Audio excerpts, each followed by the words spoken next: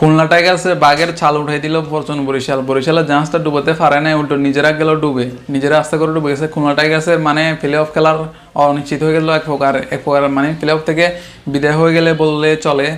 মানে খুলনা টাইগার্সের টানা 3টা ম্যাচ আর 2টা ম্যাচ বাকি আছে। আজকের ম্যাচটা জিতলে, যদি জিততো তাহলে আর 2টা ম্যাচ মানে তার টোটাল 3টা ম্যাচ তাদের জিতার প্রয়োজন ছিল, কিন্তু পারলো না, হেরে গেল। আজকে আবার হারলো এবং আর 2টা ম্যাচ বাকি আছে। আর 2টা ম্যাচ জিতলেও তাদের আর 10 পয়েন্টও হবে না।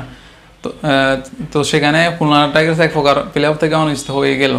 তো ফরচুন বরিশাল কোয়ালিফাই তো আগের দিনে করে ফেলছে। তো আজকে আবারও জয় হলো, একের পর এক শুধু জয়। বরিশাল কিন্তু আসলে এখন বেশি বাড়াবাড়ি করতেছে, মানে বাঘের ছাল উঠে দিয়ে নিজেরা জাহাজ নিয়ে আস্তে করে চলে গেল। ওদিকে রংপুর রাইডার্সেরকে পার করে ফেলতেছে বরিশাল। তো রংপুর যদি আরেকটা ম্যাচ হেরে বরিশাল মানে 1 নম্বরে যাবে পয়েন্ট টেবিলে। সেখানে 2বার খেলার সুযোগ পাবে প্লে অফে, একবার হেরে গেলে আরেকবার খেলার সুযোগ পাবে বরিশালের জন্য। কি একটা সুবিধার চিন্তা, যেখানে বরিশাল 1 নম্বরে সেখানে বরিশালকে পার করে ফেলতেছে, মানে রংপুরকে পার করে ফেলতেছে বরিশাল। কি খেলাটা দিচ্ছে, মানে ডেভিড মেলান আর তামিম ইকবাল দুজনের পার্টনারশিপটা অসাধারণ ছিল। আজকে ডেভিড মেলান হাফ সেঞ্চুরি করে নিল, আজকে দেখা দিল সে যে কাইল ম্যাচের জায়গাটা সে ধরে রাখতে পারে। এবং ফাইম মাস্টাফ আজকে প্রত্যেকটা দিন এই ফাইম মাস্টাফ ভালো বোলিং করে প্রত্যেকটা দিন, মানে যে আসে তাকে এক ছেড়ে কথা বলে না। উইকেট যেমন বল হাতে তেমন ব্যাট হাতে, দুইটাই তারা অসাধারণ অলরাউন্ডার, অবিশ্বাস্য নাম্বার 1 অলরাউন্ডার ফাইম মাস্টাফ। তো সেখানে আজকে তবে খুলনা টাইগার্সের রান আজকে ঠিক আছিল, মানে জিতার মতো একটা রান ছিল তাদের।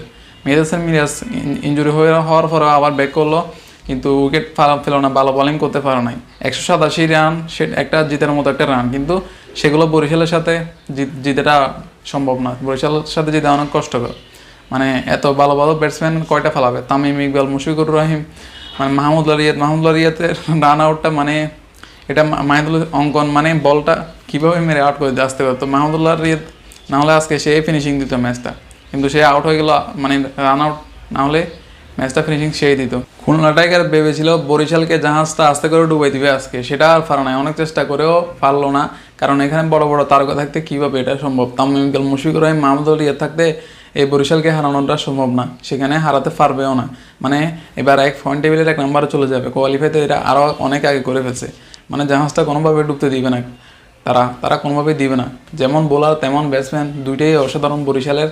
ওদিকে খুলনা টাইগার্সের আজকে নাইম শেখ ছাড়া বাকিরা কেউ ভালো করে নাই, এবং কি মাহিদুল ইসলাম অঙ্গন শর্টগুলো ঠিক ছিল। মাহিদুলের স্ট্রাইক রেট ছিল 180। খুলনা টাইগার চলে গেল বাড়িতে, বরিশাল আস্তে করে কাপটা উঠে নিবে লঞ্চে। প্লে অফে হবে খেলা, এবং কি রংপুরের সাথে খেলা হবে, রংপুরকে দেখাই দিবে।